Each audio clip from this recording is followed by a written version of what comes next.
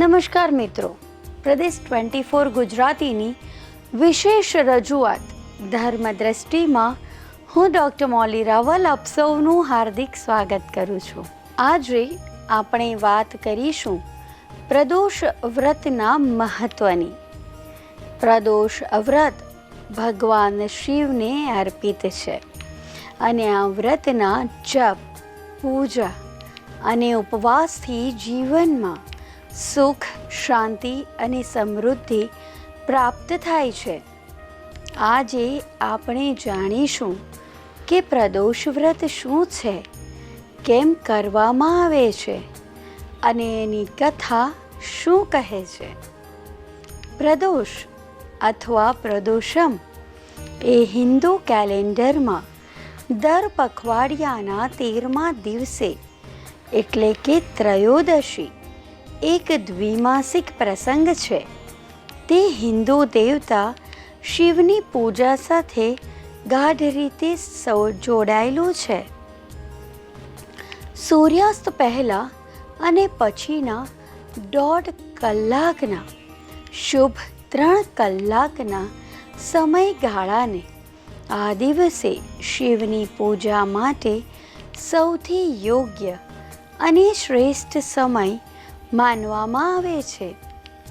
આ સમયગાળા દરમિયાન કરવામાં આવતા ઉપવાસ વ્રતને પ્રદોષ વ્રત કહેવામાં આવે છે. ભક્તે રુદ્રાક્ષ વિભૂતિ પહેરવી જોઈએ અને અભિષેક, ચંદનનો લેપ, બીલીના પાન, સુગંધ, દીવો અને નિવેદ દ્વારા શિવની પૂજા કરવી જોઈએ. દિવસના નામોનો સૂચક પ્રદોષ છે. પ્રદોષ કલ્પ અને દોષનો પુત્ર હતો. તેમના 2 ભાઈઓ હતા જેમના નામ નિશિથ અને વ્યુષ્ટ હતા. આ 3 નામોનો અર્થ રાત્રિનો આરંભ, મધ્ય અને અંત થાય છે. દરેક અમાસથી લઈને દરેક પૂર્ણિમાના દિવસ સુધીના દિવસોને શુક્લ પક્ષ કહેવામાં આવે છે અને દરેક પૂર્ણિમાના દિવસથી લઈને અમાસ સુધીના દિવસોને કૃષ્ણ પક્ષ કહેવામાં આવે છે. દરેક મહિના દરમિયાન અને દરેક પક્ષ દરમિયાન ત્રયોદશી, ચંદ્ર પખવાડિયાનો 13મો દિવસ, દ્વાદશી, ચંદ્ર પખવાડિયાનો 12મો દિવસ ના અંતમાં મળે છે. તે સમયને પ્રદોષ કહેવામાં આવે છે. આમાં જો દંતકથાની વાત કરીએ ને તો દેવો કે જે આકાશી દેવતાઓ છે, પ્રદોષના સૌથી શુભ ક્ષણોમાં અસુરો અને દાનવો અને દૈત્યોથી રાહત મેળવવા માટે શિવ પાસે ગયા. તેઓ ત્રયોદશીની સાંજે શિવના નિવાસસ્થાન કૈલાસની આસપાસ દોડ્યા અને શિવના પવિત્ર બળદ નંદી દ્વારા તેમને મદદ કરવામાં આવી. શિવે તેમને અસુરોનો નાશ કરવામાં મદદ કરી. તેથી જ ત્રયોદશી પર નંદી સાથે શિવની પૂજા કરવાની પ્રથા શરૂ થઈ ગઈ અને શિવ મંદિરોમાં આજે પણ ચાલુ જ છે. નંદી પર બેઠેલા શિવ અને પાર્વતી વૃષ વાહન કહેવાય છે. પ્રદોષ વ્રત પરંપરાને અનુસરીને પવિત્ર ધાર્મિક પગલાઓ સાથે કરવામાં આવે છે. પ્રદોષ દરમિયાન દક્ષિણ ભારતના તમામ શિવ મંદિરોમાં બળદ અને નંદીની પૂજા કરવામાં આવે છે. નંદી પર બેઠેલી તેમની પત્ની પાર્વતી સાથે શિવની ઉત્સવની મૂર્તિને મંદિર સંકુલમાં શોભાયાત્રા તરીકે કાઢવામાં આવે છે. પ્રદોષ પૂજા સાંજના ગોધૂલી અથવા સંધ્યાકાળમાં કરવામાં આવે છે. વ્રતમાં ઉપવાસ અને પછી જાગરણનો સમાવેશ થાય છે. સૂર્યાસ્તના 1 કલાક પહેલાં સ્નાન કરવામાં આવે છે અને દેવતાઓ શિવ, પાર્વતી, તેમના પુત્રો ગણેશ અને કાર્તિકેય તથા નંદીની પૂજા કરવામાં આવે છે. ત્યારબાદ શિવને આહ્વાન કરવામાં આવે છે. ઔપચારિક પૂજા પૂર્ણ થયા પછી પ્રદોષ કથા વાંચવામાં આવે છે. પ્રદોષના 7 પ્રકારો છે. સોમ પ્રદોષ એ સોમવારે આવતો પ્રદોષ છે. મંગળવારે આવતો પ્રદોષ ભૌમ પ્રદોષ તરીકે ઓળખાય છે. બુધવારે આવતા પ્રદોષને બુધ પ્રદોષ કહેવાય છે. ગુરુવારે આવતા પ્રદોષને ગુરુ પ્રદોષ કહે છે. શુક્રવારે આવતા પ્રદોષને શુક્ર પ્રદોષ કહે છે. શનિ પ્રદોષ એ શનિવારે આવતો પ્રદોષ છે. જ્યારે રવિવારે આવતા પ્રદોષને રવિ પ્રદોષ તરીકે ઓળખવામાં આવે છે. મહાપ્રદોષ એ પ્રદોષ છે જે હિન્દુ મહિના મહા મહિનાની મહાશિવરાત્રિ પહેલાં અથવા તે દિવસે જ આવે છે. જુદા જુદા દિવસે આવતા પ્રદોષ વ્રતનું શું મહત્વ છે? આ પ્રશ્ન પણ તમને ચોક્કસ થયો હશે. રવિવારે આવતું પ્રદોષનું વ્રત કરવાથી આયુષ્ય વધે છે. સ્વાસ્થ્ય અને માનસિક શાંતિ પ્રાપ્ત કરવા માટે રવિ પ્રદોષ કરવું જોઈએ.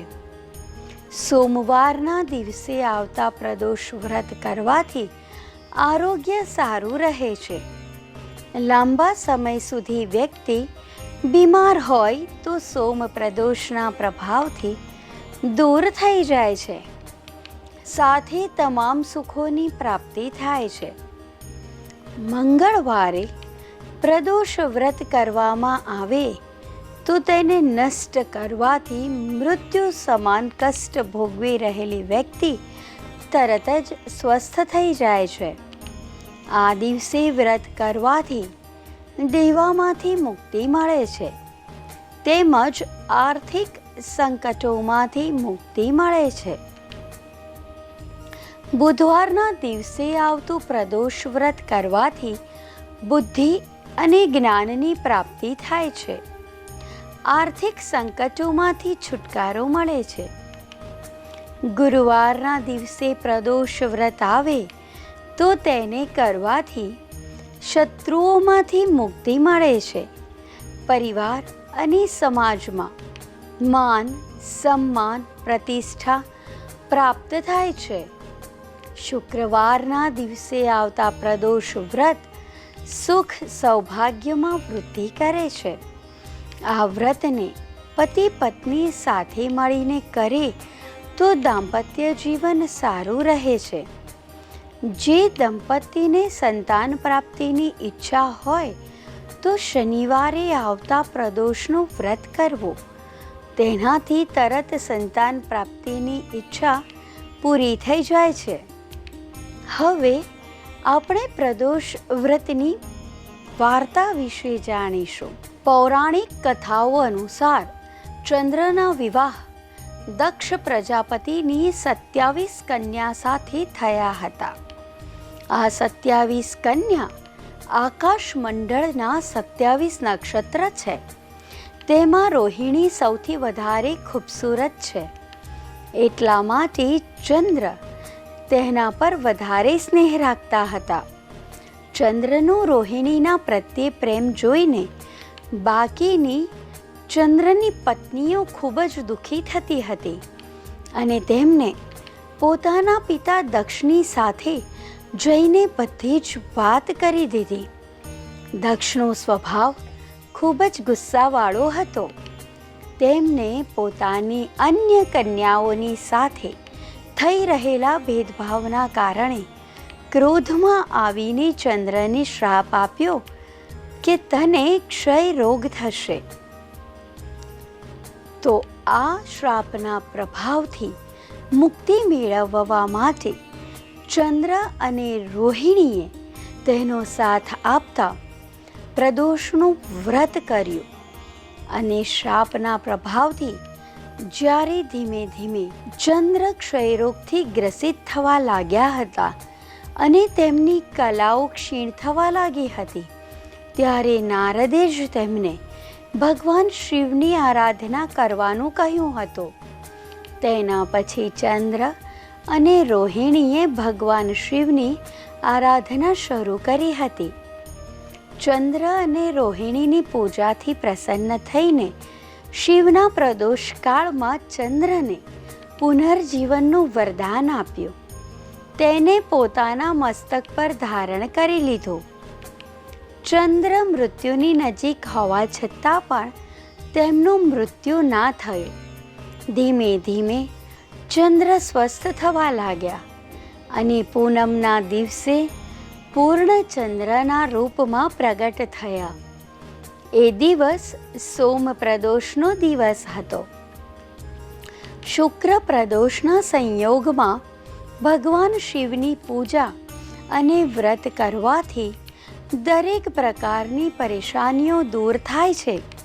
આ દિવસે આખો દિવસ વ્રત રાખીને શુક્ર પ્રદોષની વ્રતની કથા વાંચવી જોઈએ. આ વખતે પ્રદોષ વ્રત શુક્રવારના રોજ છે. શુક્રવારે આ વ્રત હોવાથી તેને શુક્ર પ્રદોષ કહેવામાં આવશે. શુક્ર પ્રદોષના સંયોગમાં ભગવાન શિવની પૂજા અને વ્રત કરવાથી દરેક પ્રકારની પરેશાનીઓ દૂર થાય છે. બુધવારે પ્રદોષ વ્રત રાખવાથી નોકરી અને બિઝનેસમાં સફળતા મળે છે. આ વ્રતમાં ભગવાન શિવ પાર્વતીની પૂજા કરતા પહેલા ગણેશજીની પૂજા કરવામાં આવે છે. તેનાથી દરેક પ્રકારની મનોકામનાઓ પૂર્ણ થઈ જાય છે. શુક્ર પ્રદોષનું વ્રત કરવાથી દરેક પ્રકારના રોગ, શોક, દોષ અને પ્રેમ જીવનમાં કલેશ હોય તો દૂર થઈ જાય છે. શિવ અને સ્કંદ પુરાણમાં પ્રદોષ વિશે જણાવ્યું છે કે પ્રદોષ એટલે તેરસ તિથિએ સાંજે સૂર્યાસ્ત સમયે એટલે પ્રદોષ કાળમાં ભગવાન શિવ કૈલાસ ઉપર પોતાના રજત ભવનમાં નૃત્ય કરે છે. આ દરમિયાન કરવામાં આવતી તેમની પૂજાથી મનોકામનાઓ પૂર્ણ થાય છે. આ સંયોગમાં ભગવાન શિવની પૂજા કરવાથી દરેક પ્રકારના દોષ પણ દૂર થાય છે.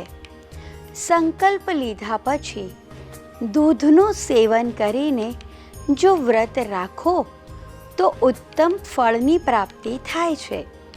પ્રદોષ વ્રત નિર્જળા એટલે કે પાણી પીધા વિના રાખવામાં આવે છે. એટલે આ વ્રતમાં ફળાહારનું ખાસ મહત્વ હોય છે.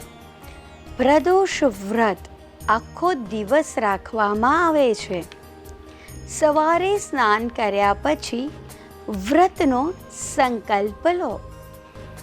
પ્રદોષ કાળમાં ભગવાન શિવની પૂજા કર્યા પછી જ ભોજન ગ્રહણ કરવું જોઈએ.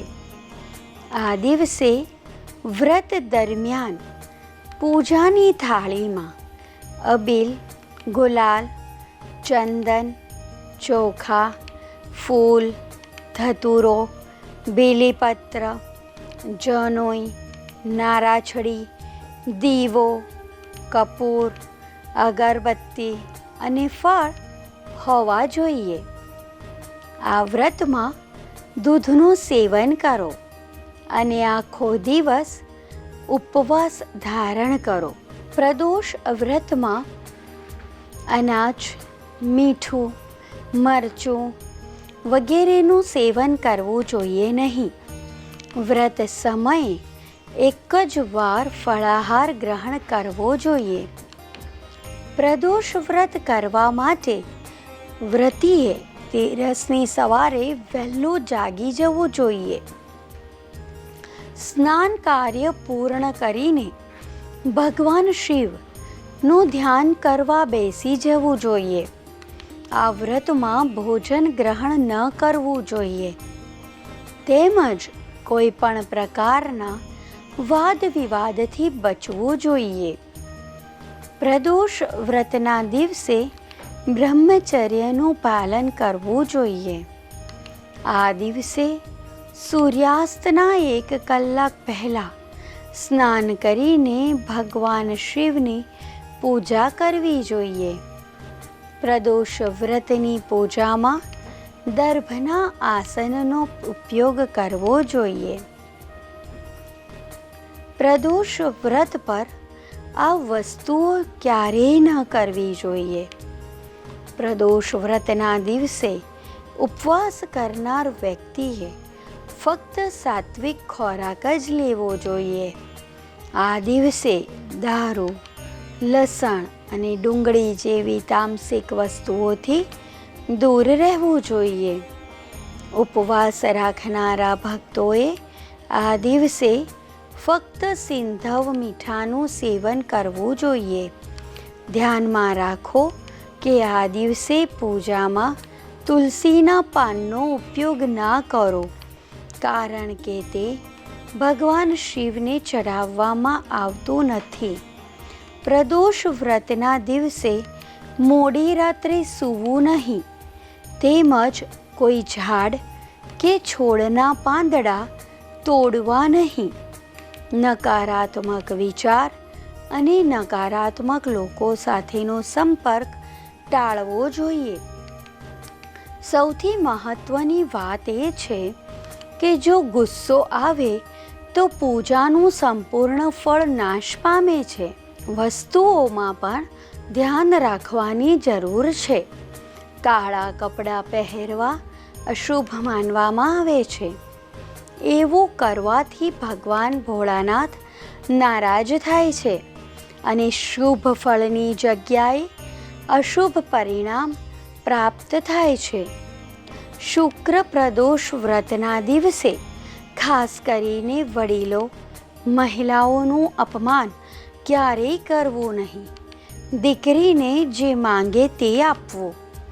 જો કોઈ ભક્ત તેમને શારીરિક, માનસિક અથવા અન્ય રીતે દુઃખ પહોંચાડે છે તો એવો માણસ મહાદેવના ક્રોધનો ભોગ બને છે અને દુર્ભાગ્ય તેના જીવનમાંથી દૂર નથી થતું. આપણે લોકવાર્તા વગર તો કેવી રીતે આગળ વધી શકીએ? તો ચલો મિત્રો, શુક્ર પ્રદોષની લોકવાર્તા પણ જાણી લઈએ. આ વાત જૂના સમયની છે, જ્યારે એક શહેરમાં 3 મિત્રો રહેતા હતા, જેમની વચ્ચે ખૂબ જ ગાઢ મિત્રતા હતી. તેમાંથી એક રાજાનો પુત્ર હતો, બીજો બ્રાહ્મણનો પુત્ર હતો અને ત્રીજો શેઠનો પુત્ર હતો. રાજા અને બ્રાહ્મણના દીકરાઓના તો લગ્ન થઈ ગયા હતા, પણ શેઠના દીકરાની પત્ની હજુ સાસરે આવી ન હતી. એક દિવસ 3 મિત્રો મહિલાઓની બાબતમાં ચર્ચા કરી રહ્યા હતા. બ્રાહ્મણ પુત્રે સ્ત્રીઓના વખાણ કર્યા અને કહ્યું, સ્ત્રીઓ વિનાનું ઘર ભૂતોનો અડ્ડો છે. શેઠના પુત્રને આ વાત સાંભળતા જ પોતાની પત્નીને ઘરે લાવવાનું નક્કી કર્યું. પછી શેઠનો પુત્ર તેના ઘરે ગયો અને માતા પિતાને પોતાના નિર્ણય વિશે જાણ કરી. માતા પિતાએ તેમના પુત્રને કહ્યું કે શુક્ર તેની કુંડલીમાં નીચા સ્થાને અત્યારે ગોચર કરી રહ્યો છે. આ દરમિયાન પુત્ર વધુઓને તેમના ઘરેથી વિદાય કરવી શુભ નથી. શુક્રની સારી શરૂઆત થશે ઉદિત થશે પછી જ તારી પત્નીને તેના ઘરેથી લાવીશું. પરંતુ શેઠ પુત્ર તેની જીદ ઉપરથી હટ્યો નહીં અને તેના સાસરે પહોંચી ગયો. તેની ઈચ્છા સાસુ અને સસરાને કહી. સાસુ અને સસરાએ તેને સમજાવવાનો પ્રયાસ કર્યો, પરંતુ તે માન્યો નહીં અને અંતે તેમણે તેમની પુત્રીને તેની સાથે વિદાય કરવી પડી. બંને પતિ પત્ની સાસરેથી નીકળ્યા. એવા જ બળદગાડીનું એક પૈડું તૂટી ગયું અને બળદનો એક પગ પણ તૂટી ગયો. પત્ની પણ ખરાબ રીતે ઘાયલ થઈ ગઈ. છતાં શેઠ પુત્રએ આગળ વધવાનો પ્રયાસ કર્યો અને આગળ રસ્તામાં ડાકુઓએ ઘેરી લીધા અને બધો સામાન લૂંટી લીધો. શેઠનો પુત્ર પત્ની સાથે રડતો રડતો ઘરે પહોંચ્યો અને ઘરે પહોંચતા જ તેના સાપે ડંખ માર્યો. તેના પિતાએ વૈદ્યને બોલાવ્યા અને વૈદ્યે આવીને પુત્રને જોયા બાદ કહ્યું કે તમારો પુત્ર ધીમા ઝેરના કારણે 3 દિવસમાં મરી જશે. બ્રાહ્મણ પુત્રને આ વાતની જાણ થતાં જ તે શેઠ પુત્રને મળવા ગયો. તેણે શેઠને તેમના પુત્રવધૂને ઘરે પાછા મોકલવાનું કહ્યું. બ્રાહ્મણ પુત્રે કહ્યું કે તમારો પુત્ર શુક્રાસના દિવસે પત્નીને લઈને આવ્યો છે, તેથી જ આ બધા વિઘ્નો આવ્યા છે. આથી જો તે ત્યાં પાછી પહોંચશે તો તે બચી જશે. બ્રાહ્મણના પુત્રની વાત સાંભળીને શેઠે તેની વહુ અને પુત્રને પાછા મોકલી દીધા. ત્યાં પહોંચતાની સાથે જ શેઠના પુત્રની સ્થિતિમાં સુધારો થવા લાગ્યો અને તેઓ ધીરે ધીરે સંપૂર્ણ સ્વસ્થ થવા લાગ્યો. આ કારણથી પ્રદોષની આ વાર્તા શુક્રવારે વાંચવામાં આવે છે. બીજી દંતકથા અનુસાર એક શહેરમાં એક બ્રાહ્મણ સ્ત્રી રહેતી હતી. તેનો પતિ મૃત્યુ પામ્યો હોવાથી તેની પાસે કોઈ આધાર નહોતો. તે સવારે ઉઠીને તેના પુત્ર સાથે ભીખ માંગવા જતી. તે ભીખ માંગીને પોતાનું અને તેના પુત્રનું ભરણ પોષણ કરતી હતી. એક દિવસ ઘરે પરત ફરતી વખતે બ્રાહ્મણ સ્ત્રીએ ઘાયલ દીકરાને રડતો જોયો. બ્રાહ્મણ સ્ત્રીને તેના પર દયા આવી અને તે તેને પોતાની સાથે ઘરે લઈ આવી. આ છોકરો વિદર્ભનો રાજકુમાર હતો. દુશ્મન સૈનિકોએ તેના રાજ્ય પર હુમલો કરીને તેના પિતાને જેલમાં ધકેલી દીધા હતા અને સમગ્ર રાજ્ય પર કબજો કરી લીધો હતો. આથી તે જ્યાં ત્યાં ભટકતો ફરતો હતો. તે રાજકુમાર તે દિવસથી બ્રાહ્મણ સ્ત્રીના ઘરે રહેવા લાગ્યો. એક દિવસ અંશુમતી નામની એક ગંધર્વ કન્યાએ રાજકુમારને જોયો અને તેના પર મોહિત થઈ ગઈ. બીજા દિવસે અંશુમતી તેના માતા પિતાને લઈને રાજકુમારને મળવા આવી. તેના માતા પિતાને પણ રાજકુમાર ગમી ગયો. થોડા દિવસો પછી ભગવાન શંકરે અંશુમતીના માતા પિતાને સ્વપ્નમાં દર્શન આપીને કહ્યું કે રાજકુમાર અને અંશુમતીના લગ્ન થઈ જવા જોઈએ અને આવું થયું. બ્રાહ્મણ સ્ત્રી પ્રદોષ વ્રત રાખવાની સાથે ભગવાન શિવની પૂજા કરતી હતી. રાજકુમારે પ્રદોષ વ્રતના પ્રભાવથી અને ગંધર્વરાજની સેનાની મદદથી દુશ્મનોને વિદર્ભમાંથી ભગાડી દીધા અને ફરી પોતાના પિતા સાથે સુખી જીવન જીવવા લાગ્યો. રાજકુમારે બ્રાહ્મણ સ્ત્રીને તેને ત્યાં પ્રધાનમંત્રી બનાવી દીધી. એક ધાર્મિક માન્યતા છે કે જે રીતે પ્રદોષ વ્રત અને ભગવાન શિવની પૂજા કરવાથી તે બ્રાહ્મણ સ્ત્રીના દિવસો બદલાયા, તેવી જ રીતે ભગવાન શિવનું આ દિવસે વ્રત કરવાથી તે તેમના અનુયાયીઓના દિવસો બદલી નાખે છે. ભગવાન શિવને પ્રસન્ન કરવા માટે કરવામાં આવતા તમામ વ્રતોમાં પ્રદોષ વ્રતનું વધારે મહત્ત્વ છે, જે જલ્દી ફળ આપે છે. તેવું કહેવામાં આવે છે કે શાસ્ત્રોમાં આ વ્રતની મહિમા વિશે મૃત્યુ તુલ્ય કષ્ટ ભોગવી રહેલી કોઈ વ્યક્તિ જો પ્રદોષ વ્રત કરે તો ભગવાન શિવ તેને અભય દાન આપે છે. સમગ્ર વર્ષ દરમિયાન પ્રદોષ વ્રત કરવાનો સંકલ્પ લેનાર વ્યક્તિએ સોમ પ્રદોષથી પોતાના વ્રતની શરૂઆત કરવી જોઈએ. પ્રદોષ વ્રત સપ્તાહના કોઈ પણ દિવસે આવી શકે છે, પરંતુ સોમવાર આવતા પ્રદોષનો મહિમા અલગ જ હોય છે. કહેવામાં આવે છે કે આ જ દિવસે ભગવાન શિવે પોતાના મસ્તક પર ચંદ્ર ધારણ કર્યો હતો. પહેલીવાર પ્રદોષ વ્રત રાખવા માટે સવારે વહેલા ઉઠીને સ્નાન કરો. પછી સ્નાન કર્યા પછી સ્વચ્છ કપડાં પહેરો, ભગવાન શિવનું ધ્યાન ધરો અને ઉપવાસ કરવાની પ્રતિજ્ઞા લો. પૂજા સ્થળ સાફ કરો અને રંગોળી બનાવો. ભગવાન શિવ અને માતા પાર્વતીની પૂજા કરો. ભોલેનાથને પાણી, બિલીપત્ર, ફૂલ, ફળ વગેરે અર્પણ કરો. ત્યારબાદ પ્રદોષ વ્રત કથા વાંચો અને શિવ ચાલીસાનો પાઠ કરો. શક્ય હોય તો મંદિરમાં જઈને શિવલિંગ પર પાણી અને બિલીપત્ર અર્પણ કરો. સાંજે ફરીથી ભોળાનાથની યોગ્ય રીતે પૂજા કરો, આરતી કરો અને પ્રસાદ અર્પણ કરો. ભગવાન શિવને ખીર, બટાકાના શીરો, દહીં અને ઘીનો પ્રસાદ ચઢાવો. પ્રદોષ કાળમાં ભગવાન શિવનો રુદ્રાભિષેક કરો.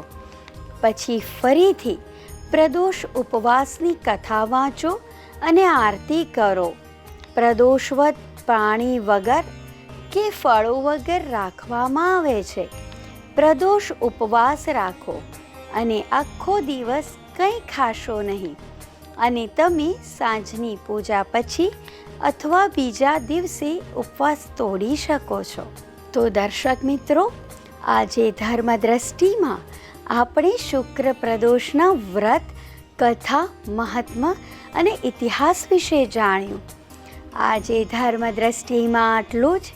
કાલે ફરીથી મળીશું આ જ સમયે નવી દ્રષ્ટિ અને નવા દ્રષ્ટાંત સાથે.